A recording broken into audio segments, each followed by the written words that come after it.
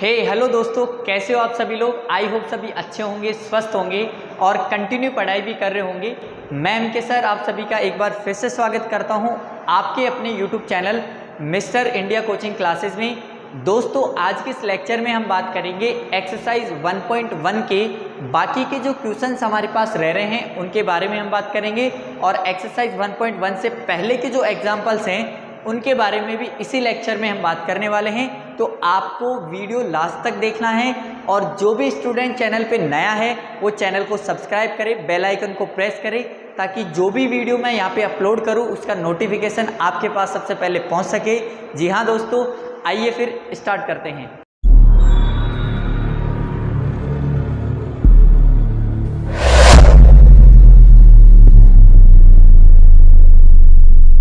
तो आइए दोस्तों, क्वेश्चन नंबर 4 स्टार्ट करते हैं। क्वेश्चन नंबर 4 है हमारे पास एचसीएफ दे रखा है किसका 306 और 657 का हमें एचसीएफ दे रखा है कितना 9।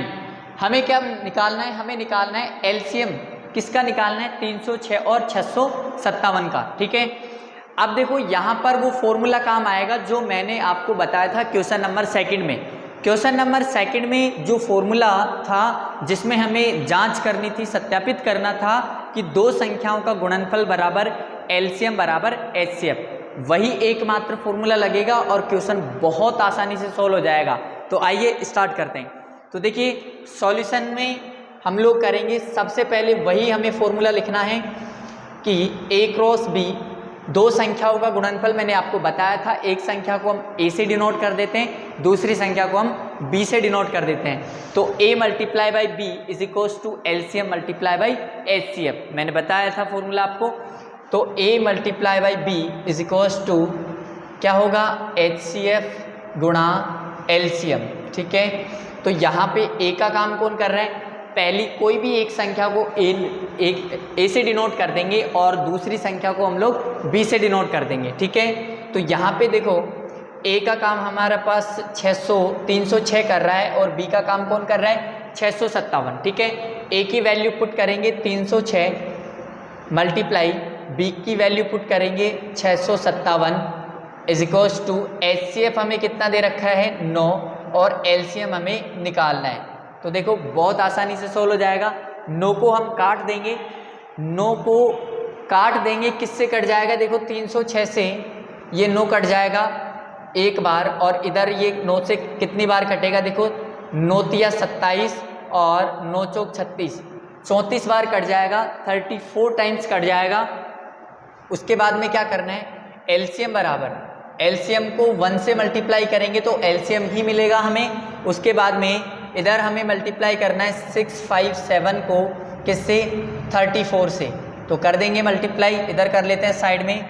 657 को मल्टीप्लाई करेंगे 34 से तो देखो 7 चौक 28 और 5 चौक 20 और 2 कितना होगा 22, 6 चौक 24 और 2 26 और उसके बाद में 3 से करते हैं 7 तिया 21, 5 तिया 15 और 2 17, 6 तिया 18 और 1 19, तो कितना मिलेगा हमें 8 3 7 और 6 13। उसके बाद में 9 और 3 कितना हो जाएगा 12 और ये हो जाएगा हमारे पास 2, तो 22 338 इसका क्या आ जाता है हमारे पास एलसीएम आ जाता है।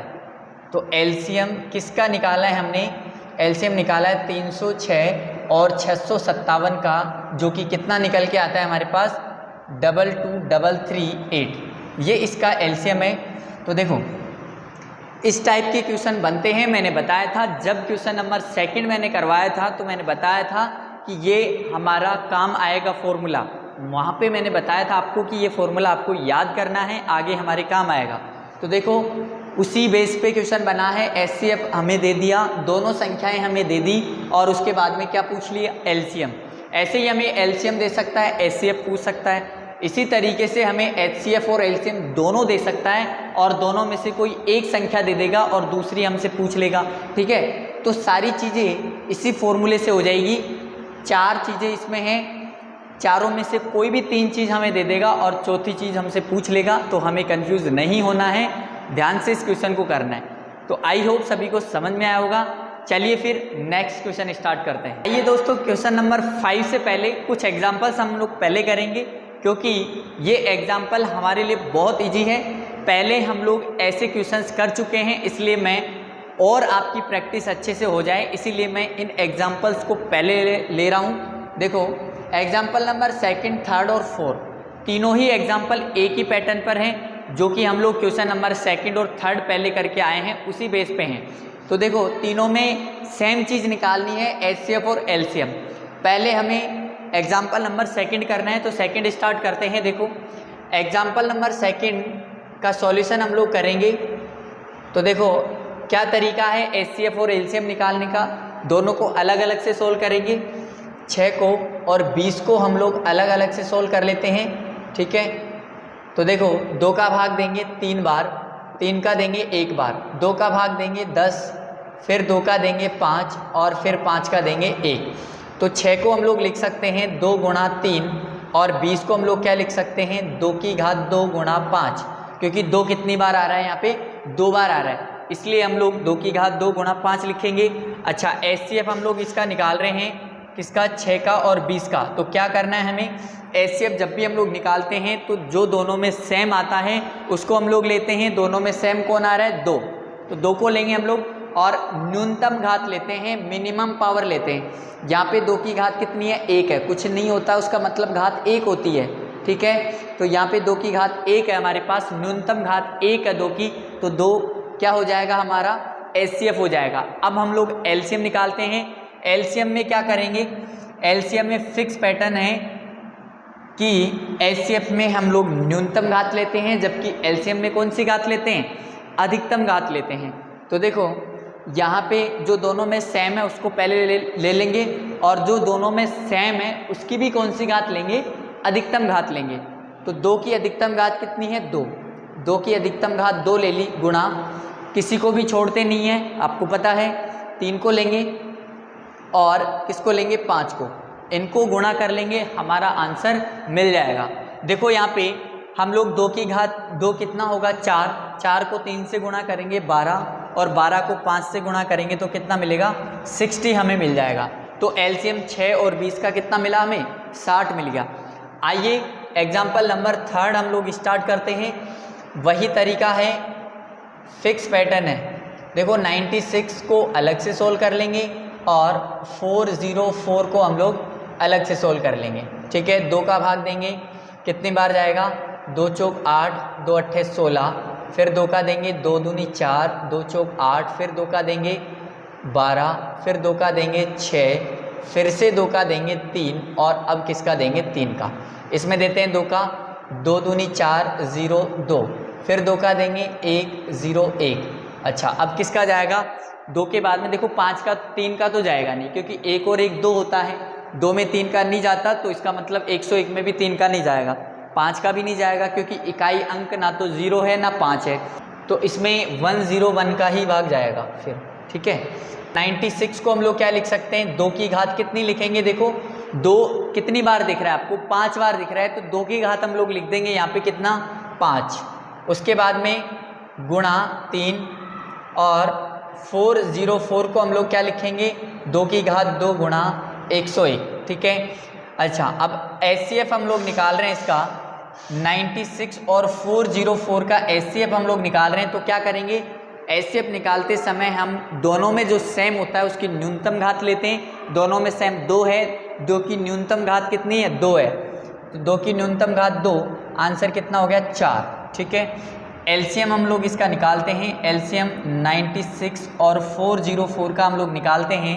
तो देखो अधिकतम घात लेंगे, 2 की अधिकतम घात कितनी है 5 और किसी को भी छोड़ते नहीं हैं, 3 को लेना है, उसके बाद में 101 को लेना है। इसको आप लोगों को मल्टीप्लाई करना है, 2 की घात 5 को जब आप मल्टीप्लाई करोगे आपस में, 2 की घात 5 का मतलब होता है 32, 2 को 5 बार गुणा करो आप, ठीक है।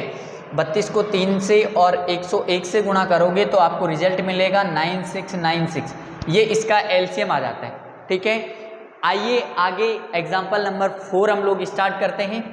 एग्जाम्पल नंबर 4 भी ऐसे ही है। देखो इसमें 3 संख्याएं हैं, अभी तक जो हमने किया था वो 2 संख्या वाला किया था, अब हम लोग 3 संख्या वाला करेंगे। तो ऐसा सवाल हम कर चुके हैं क्वेश्चन नंबर 3 में, तो इतना घबराने की ज़रूरत नहीं है। 6 में अलग से देंगे, 72 को अलग से करेंगे और 120 को अलग से करेंगे। 2 का भाग देंगे 3 बार, 3 का देंगे 1 बार, 2 का देंगे 2 तिया 6, उसके बाद में 6 बार जाएगा। फिर 2 का देंगे कितनी बार जाएगा, 2 एकम 2, 8 16, 2 का देंगे 9 बार, फिर 3 का देंगे 3 बार, फिर 3 का देंगे 1 बार। इसमें 2 का देते हैं 60 मिलेगा, 2 का देंगे 30, फिर 2 का देंगे 15, फिर 3 का देंगे 5 और फिर 5 का देंगे 1।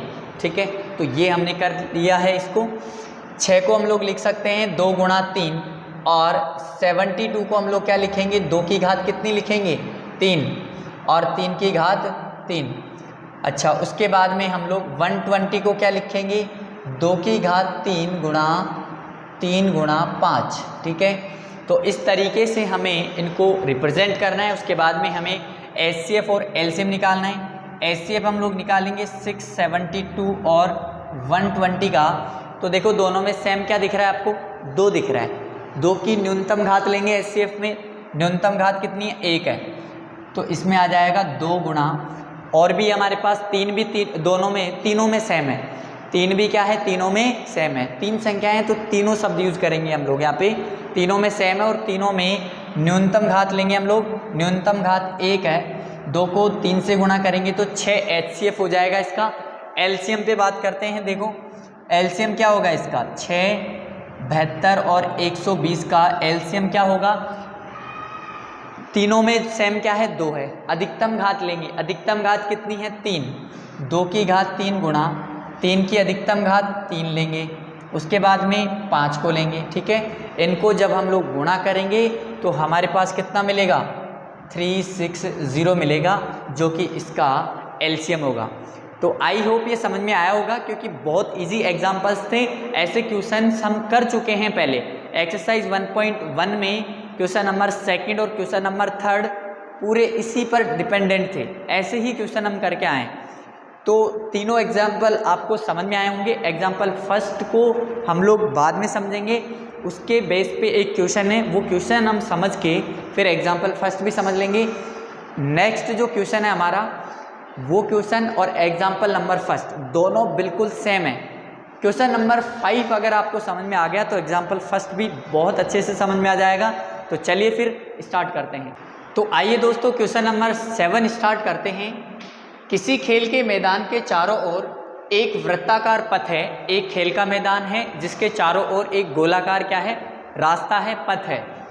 आगे देखिए, इस मैदान का एक चक्कर लगाने में सोनिया को 18 मिनट लगते हैं, जबकि इसी मैदान का एक चक्कर लगाने में रवि को 12 मिनट लगते हैं।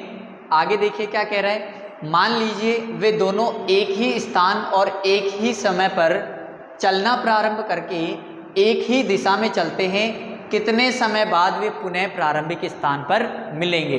ठीक है, तो देखो जब भी इस टाइप का क्वेश्चन आए, कोई भी 2 लोग हों और दोनों लोग एक ही जगह से एक ही डायरेक्शन में चलना प्रारंभ करें और वो ऐसे पूछ ले कि बताओ वो प्रारंभिक स्थान जहाँ से चलना स्टार्ट किया था वहाँ पर कब आकर मिलेंगे, तो ऐसे क्वेश्चंस में आपको कुछ भी नहीं करना, बस एलसीएम निकाल लो।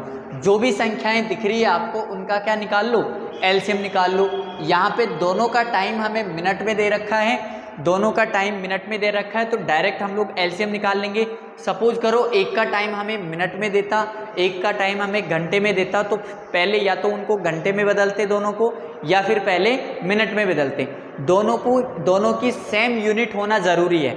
मिनट में दोनों होने चाहिए या फिर दोनों ही घंटे में होने चाहिए। ठीक है, यहाँ पे हमें दोनों ही मिनट में दे रखे हैं, तो दोनों का क्या निकाल लेंगे हम लोग, एलसीएम निकाल लेंगे। 18 और 12 मिनट का क्या निकाल लेंगे, एलसीएम। हमारे पास वो टाइम आ जाएगा जिस पर वो दोनों प्रारंभिक स्थान पर पुनः मिलेंगे। तो देखिए स्टार्ट करते हैं।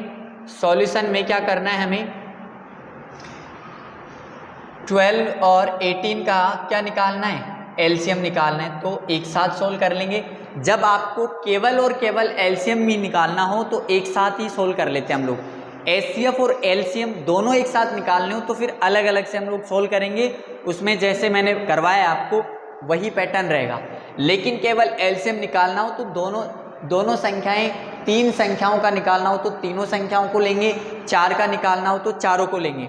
यहाँ 2 का निकालना है तो दोनों को एक साथ लेंगे, 2 का भाग देंगे 6 बार जाएगा, फिर 2 का भाग 18 में देंगे 9 बार जाएगा, फिर से 2 का भाग जा रहा है 6 में, 2 का भाग 6 में कितनी बार जाएगा, 3 बार। 9 एज इट इज आ जाएगा क्योंकि 9 में 2 का भाग जाता नहीं है और जिस संख्या में भाग नहीं जाता उसको अपन एज इट इज उतार लेते हैं। फिर 3 का भाग देंगे 1 बार, इसमें 3 बार, फिर 3 का देंगे 1 बार और 1 बार। ठीक है, अब हमें क्या करना है, इधर जो हमें संख्याएं मिली है इनको क्या करना है, मल्टीप्लाई करना है। तो 2 गुणा 2 गुणा 3 गुणा 3। तो देखो 3 को 2 से गुणा करें, 3 को 3 से गुणा करेंगे तो 9, 9 दूनी 18, 18 दूना 36। तो कितना आया हमारे पास, 36 इसका आंसर आया। 36 मिनट के बाद में वो दोनों जहाँ से चलना स्टार्ट किया था उन्होंने उसी जगह पर वापस से वो मिल जाएंगे। तो आई होप आपको समझ में आया होगा। बहुत इजी क्वेश्चन है, कुछ नहीं करना, एलसीएम निकालना है, ये आपको आता है। ठीक है, चलिए फिर नेक्स्ट क्वेश्चन स्टार्ट करते हैं। तो आइए दोस्तों क्वेश्चन नंबर 5 स्टार्ट करते हैं। यहाँ पे मैंने क्वेश्चन नंबर 5 के साथ में एग्जाम्पल नंबर फर्स्ट भी ले रखा है। क्यों? क्योंकि दोनों क्वेश्चन सेम है। यहाँ पे 6 की घात n की जगह 4 की घात n है, बस इतना सा डिफरेंस है दोनों में, बाकी डिक्टो है, सेम है। अब देखो ये क्वेश्चन समझने की दृष्टि से इम्पोर्टेंट है, इसमें करना कुछ भी नहीं है, हमें बस समझना है। समझ में आ गया ना तो ये क्वेश्चन ईजी है, बस समझने का ही खेल है, लिखना विखना कुछ भी नहीं है हमें इसमें। ठीक है, देखो ज़्यादातर स्कूलों में टीचर्स छुड़वा देते हैं इस क्वेश्चन को, क्योंकि ये समझ में नहीं आता, आसानी से समझ में नहीं आता ये क्वेश्चन, इसलिए कट करवा देते हैं इस क्वेश्चन को। लेकिन हम यहाँ पे एक भी क्वेश्चन को छोड़ने वाले नहीं है, सभी क्वेश्चंस को करेंगे, क्योंकि हर एक क्वेश्चन की अपने आप में इम्पोर्टेंस होती है। हर एक क्वेश्चन हमें कुछ ना कुछ सिखा के जाता है, कुछ ना कुछ नॉलेज दे के जाता है। और आपको पता है कि यहाँ पर हम लोग नॉलेज के लिए ही पढ़ते हैं। ठीक है, मिस्टर इंडिया कोचिंग क्लासेस पर हम लोग नॉलेज के लिए पढ़ते हैं, केवल मार्क्स के लिए नहीं पढ़ते। तो जो चैनल पे नया है वो चैनल को सब्सक्राइब करो जल्दी से, है ना। तो देखो समझना है क्वेश्चन को, पढ़ते हैं। पहले क्या कह रहा है कि जांच कीजिए कि क्या किसी प्राकृत संख्या n के लिए संख्या 6 की घात n 6 की पावर n अंक 0 पर समाप्त हो सकती है क्या। समझ में नहीं आया जी, आएगा भी नहीं, किसी के भी नहीं आता ये क्वेश्चन समझ में, है ना। पढ़ोगे ना तो दिमाग के ऊपर से जाती है बाउंसर, लेकिन हमें समझना है इसको। देखो किस तरीके से कहना क्या चाहता है, मैं जो बातें बोल रहा हूँ उसको ध्यान से आपको सुनना है। इतना ज़बरदस्त तरीके से क्वेश्चन समझ में आएगा ना कि चलते चलते कर दोगे। देखो पहले तो कह रहा क्या है ये, उस पर बात करते हैं, फिर हमें इसके रिजल्ट तक कैसे पहुँचना है।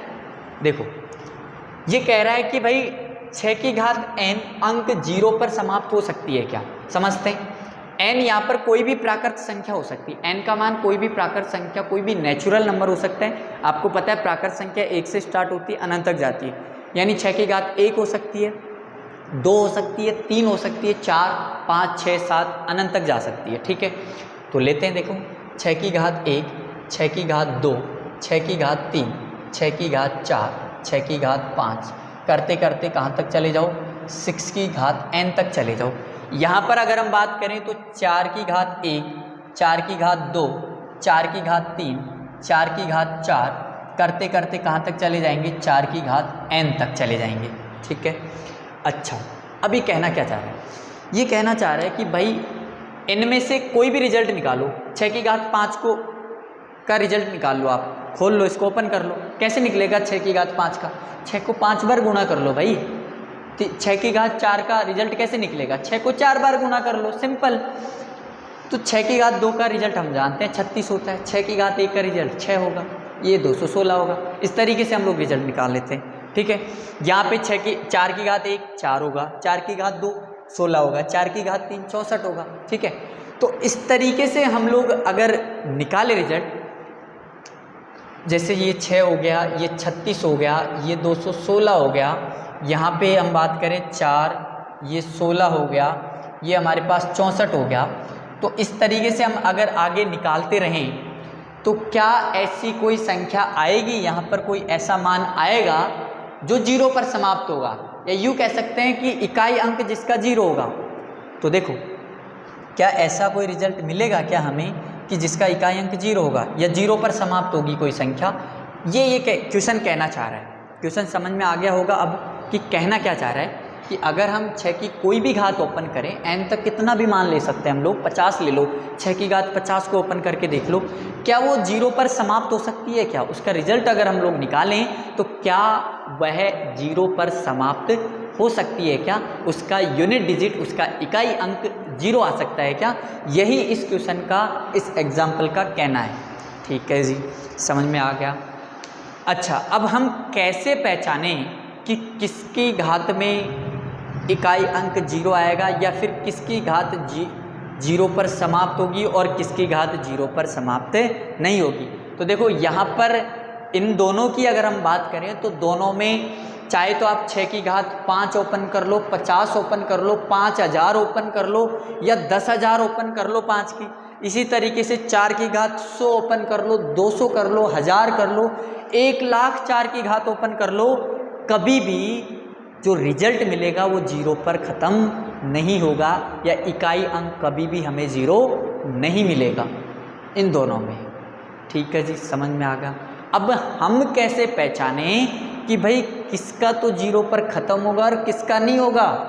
आपने तो बता दिया, हमें तो पता ही नहीं है कि किसका ख़त्म होगा और किसका ख़त्म नहीं होगा। तो देखो क्या करना है, सिंपल सी बात यह है कि जिस भी संख्या में, जैसे यहाँ पर 6 है, संख्या का मतलब 6 है, यहाँ पे कौन है? 4 है। सुनना ध्यान से, ये जो बात बोलने जा रहा हूँ ना, वही इस क्वेश्चन का आंसर है, समझ लेना। जिस भी संख्या में 2 और 5 का भाग, दोनों का भाग चला जाए, क्या बोला मैंने? जिस भी संख्या में 2 और 5 दोनों का भाग चला जाए, उसकी घात जब हम ओपन करेंगे तो वह 0 पर समाप्त होगी, उसका इकाई अंक 0 होगा, अदरवाइज और किसी संख्या का नहीं होगा। सुनना ध्यान से, 2 का चला जाएगा, केवल 5 का नहीं जा रहा तो नहीं होगा। ध्यान रखना, दोनों का साथ में जाना चाहिए। 5 का जा रहा है लेकिन 2 का भाग नहीं जा रहा तो भी नहीं होगा। सुनना ध्यान से, जैसे हमारे पास 15 है, 15 में 5 का जा रहा है लेकिन 2 का नहीं जा रहा, तो इसकी घात कितनी भी ओपन कर लो कभी भी 0 पे ख़त्म नहीं होगी। ऐसे ही हमारे पास 4 है, 4 में 2 का जा रहा है लेकिन 5 का नहीं जा रहा, कभी भी इसकी घात 0 पर ख़त्म नहीं होगी, कभी भी इसकी घात का मान जो आएगा वो 0 पर ख़त्म नहीं होगा। 6 में 2 का भाग जा रहा है लेकिन 5 का नहीं जा रहा, दोनों का साथ जाना चाहिए, तो कभी भी इनकी घात का मान कभी भी 0 पर ख़त्म नहीं होगा। बस जैसे किसका ख़त्म हो सकता है, जैसे 10 लिया हमने, 10 में 2 का भी जाता है और 10 में 5 का भी जाता है, इसका मतलब 10 की घात कितनी भी ओपन कर लो, 1 कर लो, 2 कर लो, 3 कर लो, इसका जो मान आएगा वो 0 पर ख़त्म होगा, वो 0, उसका इकाई अंक 0 होगा। जैसे 10 की घात अगर हम 1 को देखें तो वो कितनी होती है? 10 होती है, 0 पे ख़त्म हो रही है। 10 की घात 2 देखें तो कितनी होती है? 100 होती है, 0 पे ख़त्म हो रही है। ऐसे ही हम 20 को देखें, 20 में 2 का भी जाता है, 5 का भी जाता है। 20 की घात 1 ले लो, 20 होता है, 20 की घात 2 ले लो, कितना होता है? 400, 0 पे ख़त्म हो रहा है, 0 पे ख़त्म हो रहा है। तो बस यही इस क्वेश्चन का मतलब है, यही इस क्वेश्चन का जवाब है कि भाई जिस संख्या के गुणनखंड में, जिस संख्या में 2 और 5 का भाग चला जाए, वह संख्या, उस संख्या की घात 0 पर समाप्त होगी, अदरवाइज 0 पर समाप्त नहीं होगी। आई होप समझ में आ गया होगा, बहुत अच्छे से समझ में आ गया होगा। तो देखो इसमें लिखना क्या है, हमें कुछ भी नहीं, जो अभी मैंने लास्ट में बात बोली है वही आपको इसमें लिखनी है और कुछ नहीं लिखना। ठीक है, तो देखो क्या लिखेंगे हम लोग इसमें हम लोग लिख देंगे, यहाँ पे 4n है, बस फ़र्क इतना सा है। देखो यहाँ लिखेंगे, सॉल्यूशन में मैं आपको बता देता हूँ, यहाँ लिखेंगे कि यहाँ 6 के गुणनखंड में 6 के गुणनखंड में भाग का मतलब जिस संख्या में भाग जा रहा है तो वो उसका गुणनखंड हुआ ना। जैसे 6 में किस किस का भाग जा रहा है? 1 का जाता है, 2 का जाता है, किसका जाता है? 3 का जाता है और 6 का जाता है। तो 6 के कितने गुणनखंड हो गए? 4 गुणनखंड हो गए। तो 6 के गुणनखंड में 5 नहीं आ रहा, अतः यह इस संख्या का, देखो लिखते हैं यहाँ 6 के गुणनखंड में 5 उपलब्ध नहीं है,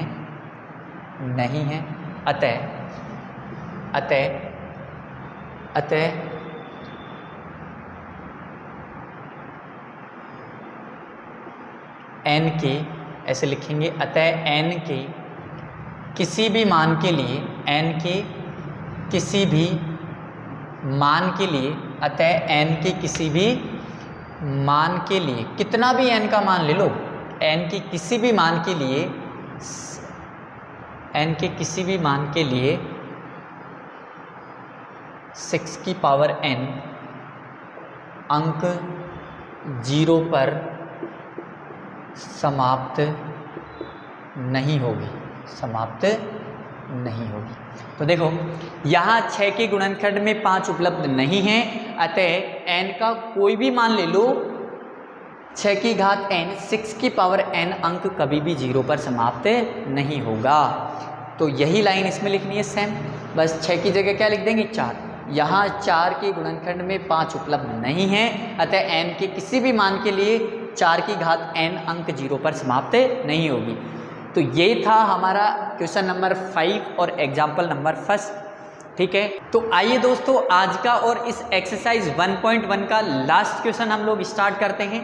क्वेश्चन नंबर 6 है हमारे पास, व्याख्या कीजिए कि 7 मल्टीप्लाई बाई 11 मल्टीप्लाई 13 प्लस 13 और 7 6 5 4 3 2 1 ये सारे मल्टीप्लाई में हैं प्लस 5, क्या ये भाज्य संख्याएं हैं और है तो क्यों है, हमें इसका रीज़न देना है। ठीक है, ये दोनों संख्याएं हमें दे रखी है और पूछा है हमसे कि ये भाज्य है क्या, ये प्राइम नंबर है क्या, और है तो क्यों है, हमें रीज़न देना है। तो देखो इसके लिए आपको एक चीज़ ध्यान रखनी है, भाज्य संख्या क्या होती है आपको पता है, जिसमें एक और खुद के अलावा किसी तीसरी संख्या का भी भाग चला जाए तो भाज्य संख्या होती है। अब हमें पर्टिकुलर कोई एक संख्या तो दे नहीं रखी है, यहाँ पे गुणा में दे रखी है काफ़ी सारी चीज़ें। तो अब कैसे पहचाने कि ये भाज्य होगी या नहीं होगी। तो देखो सिंपल सा फंडा ये है इसका, ध्यान से सुनना जो मैं बात बोलने जा रहा हूँ, कि किसी भी संख्या में या कोई भी हमें गुणनखंड के रूप में दे दे, ये संख्याएं किस में दे रखी है, गुणनखंड के रूप में दे रखी है ना, गुणा में दे रखी है। तो जब भी हमें इस टाइप का कोई भी सवाल देता है, इस टाइप की कोई भी संख्या देती है और पूछता है कि भाज्य या अभाज्य है, तो हमें क्या करना है, तो हमें ध्यान में एक चीज़ रखनी है। तो सुनना ध्यान से कि जब भी 2 या 2 से ज़्यादा जिस संख्या में गुणनखंड आ रहे हैं, 2 या 2 से ज़्यादा जिस संख्या में गुणनखंड आ रहे हैं, एक को छोड़ के, एक तो सबका होता है, एक को काउंट नहीं करना है। ठीक है, जैसे फॉर एग्जांपल 2 गुणा तुम 1 लिख दो, भाई 2 आ रहे हैं तो क्या भाज्य होगी, क्या नहीं होगी, क्योंकि एक को हम काउंट नहीं कर रहे। ठीक है, 2 गुणा 3 गुणा 1 ऐसे आ जाए तो 2 या 2 से ज़्यादा, एक के अलावा कंप्लीट अगर 2 भी होंगे ना तो भी चलेगा। जैसे यहाँ पे मैं 1 नहीं लिखूँ तो भी चलेगा, क्योंकि 2 है लेकिन 1 नहीं है। ठीक है, 1 के अलावा 2 अलग अलग है। तो जब भी ऐसी कोई संख्या आ जाए तो हमें क्या देखना है कि 1 के अलावा क्या उसके 2 गुणनखंड है क्या, 1 के अलावा क्या उसके 2 गुणनखंड है क्या। तो जब भी 1 के अलावा जिस भी संख्या में 2 गुणनखंड हो जाएं तो वो संख्या हमेशा भाज्य होगी, वो संख्या हमेशा प्राइम होगी। बस यही ध्यान रखना है हमें। तो देखो यहाँ पे साफ साफ हमें गुणनखंड में दे रखा है, देखो 3 गुणनखंड है यहाँ, तो सीधे सीधे 1 2 3 है, एक तो है ही नहीं यहाँ पे, 2 से ज़्यादा हो गए, 2 या 2 से ज़्यादा, 2 भी होते तो भी चल जाता काम, एक तो है ही नहीं। अच्छा यहाँ एक तो है लेकिन बहुत सारे गुणनखंड दे रखे हैं, तो ये तो सिंपल सी बात है, ये तो वैसे ही भाज्य होगी, ये भी भाज्य हो गई क्योंकि 2 या 2 से ज़्यादा है इसमें। तो क्या लिखना है यहाँ पे, देखो दोनों ही भाज्य संख्याएं हैं। सॉल्यूशन में क्या लिखोगे आप लोग कि यहाँ दोनों में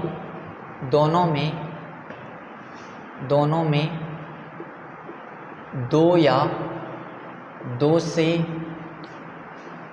अधिक या यहाँ लिखेंगे कि यहाँ दिए गए गुणनखंडों में 2 या 2 से अधिक गुणनखंड हैं, अतः दी गई संख्याएं क्या हैं, अतः दी गई संख्याएं क्या है, दी गई संख्याएं भाज्य है। ठीक है, तो ये हमें इसमें लिखना है कि यहाँ दोनों में जो गुणनखंड है वो 2 या 2 से ज़्यादा है, तो दी गई संख्याएं क्या है, गुणनखंड भाज्य संख्याएं हैं, प्राइम नंबर है। तो समझ में आ गया होगा, इतना कुछ है नहीं। ये क्वेश्चन नंबर जो हमारा 6 है और जो 5 है, बस समझना है, इतना मुश्किल है नहीं, कुछ लिखना विखना तो है नहीं इसमें, है ना, बस समझने का है। तो भाज्य है क्योंकि 2 या 2 से ज़्यादा क्या है इसके गुणनखंड है, 1 को छोड़ के। तो इस तरीके से हमारा एक्सरसाइज 1.1 कंप्लीट होता है। अब हम लोग एक्सरसाइज 1.2 अगले लेक्चर में स्टार्ट करेंगे। तो आई होप आपको समझ में आया होगा, और जिस भी स्टूडेंट को कुछ भी अगर डाउट है तो वो कमेंट में मुझे बताए, और जो इस चैनल पे नया है वो चैनल को सब्सक्राइब करे, बेल आइकन को प्रेस करे, ताकि जो भी मैं वीडियो अपलोड करूं उसका नोटिफिकेशन आपको सबसे पहले मिले। और इसी तरीके से आप लोग मैथमेटिक्स को पढ़ने का आनंद लेते रहिए। मिलते हैं फिर नेक्स्ट वीडियो में। Take care.